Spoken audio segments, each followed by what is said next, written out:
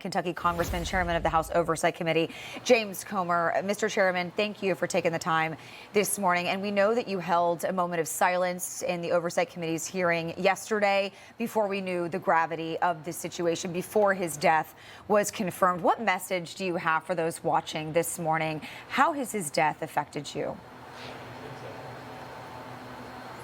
Well, look, I mean, Charlie Kirk inspired a whole generation of young people to become active in the political process. He was the champion of free speech and debate. He made campuses realize that there were two ideologies and not just one. And you know, there's a void in America right now with this great young leader, and you know, our thoughts and prayers go to his family. I can't imagine what they're going through right now.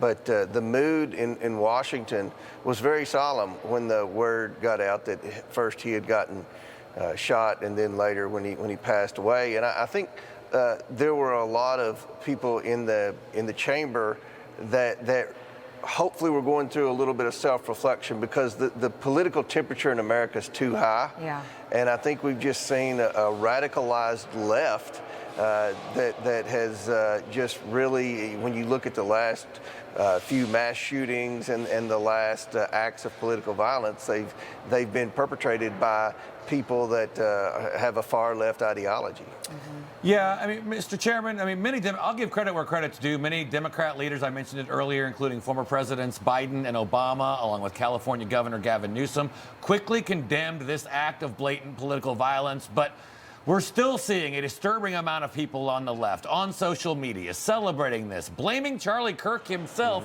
or even blaming President Trump. Take a listen. Political violence, unfortunately, has been ratcheting up in this country. We saw the shootings, the killings in Minnesota. We've seen other political violence occur in other states.